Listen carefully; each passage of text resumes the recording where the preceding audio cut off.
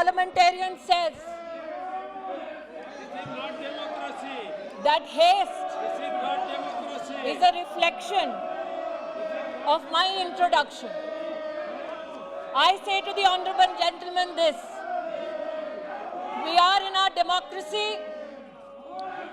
75 years late in providing equal rights to men and women to enter into matrimony. इस बात का उल्लेख करना महोदय उचित होगा कि 19वीं शताब्दी में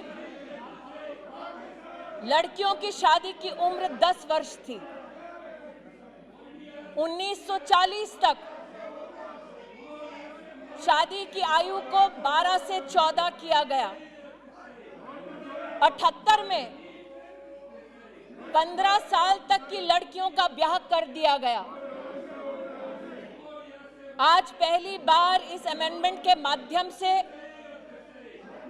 महिला और पुरुष दोनों 21 साल की उम्र में समानता के अधिकार को देखते हुए शादी विवाह का अपना निर्णय ले सकते हैं। ये कहना कि अगर महिला शिक्षित नहीं है तो वो अपने अधिकारों का ना ज्ञान रख पाएगी, ना उन अधिकारों का इस्तेमाल कर पाएगी, देश की ग्रामीण अंचल की बहनों का इससे बड़ा अपमान इस सदन में नहीं हो सकता। आज इस सदन के सम्मुख मैं ये कहना चाहूंगी कि 2015 से लेकर 2020 तक हमारे देश में बाल विवाह रोकने की संख्या 20 लाख विवाह रोके गए हैं, ऐसे रिसर्च हमको बतलाती है।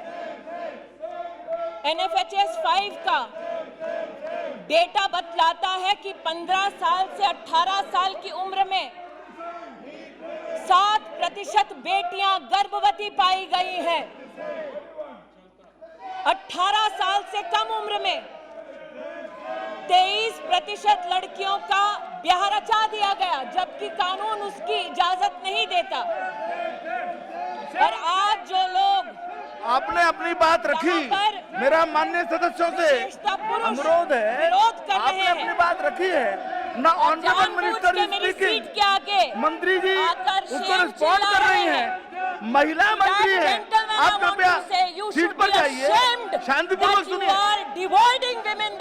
आपने अपनी बात रख दी है। That this house cannot be witness to that disrespect to women is my contention today. महोदय, जिन लोगों ने कहा कि ये अमेंडमेंट सेक्युलर नहीं है, उनका ध्यान आकृष्ट करना चाहूंगी सुप्रीम कोर्ट के कथन पर।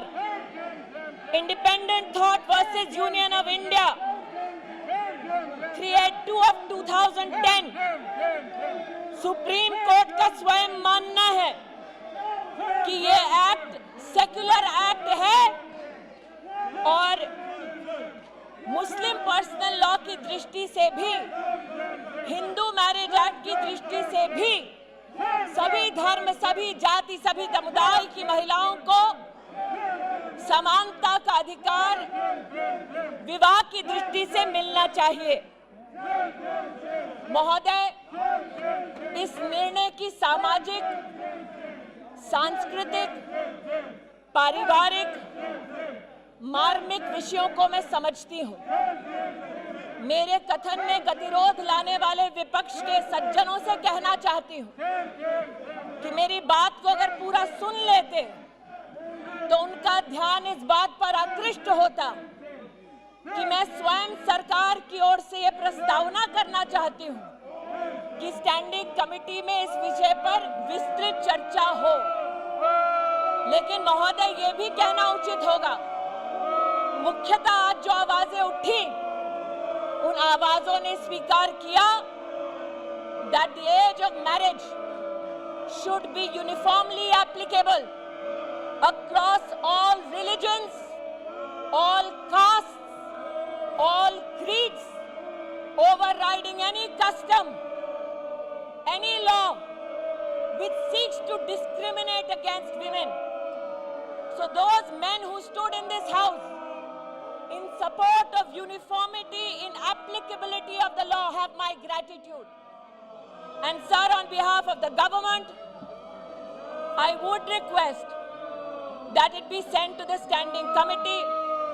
आज का ये निर्णय, ये इंट्रोडक्शन राष्ट्र के इतिहास में एक निर्णायक कदम है। हमारे प्रधानमंत्री जी ने इस प्रस्तावना को अपना आशीर्वाद दिया कि इस देश में किसी महिला के साथ भेदभाव ना हो। हमारे प्रधानमंत्री जी ने इस प्रस्तावना को आशीर्वाद दिया कि जब 15 और 18 साल की बेटियों का गर्भवती होने से 10% मिसकैरेज का चांस रहता है, तो बेटियों के संरक्षण में ये प्रस्तावना सदन के सम्मुख प्रस्तुत की जाए। महिला संरक्षण और सम्मान के लिए प्रधानमंत्री के इस ऐतिहासिक कदम के लिए मैं देश की बहनों की ओर से उनका आभार व्यक्त करती हूं, उनका अभिनंदन करती हूं और सदन से विनम्रता से अपील करती हूं कि मुझे ये इंट्रोड्यूस करने दिया जाए है कि विधेयक को प्रस्तावित करने की अनुमति प्रदान की जाए। जो सदस्य इसके पक्ष में वो हाँ कहें, जो सदस्य इसके विरोध में वो ना कहें। मेरे विचार में निर्णय हाँ वालों के पक्ष में हुआ, हाँ वालों के पक्ष में हुआ। माननीय मंत्री जी विधेयक को प्रस्तावित करें। माननीय मंत्री जी, इंट्रोड्यूस द बिल। ओके।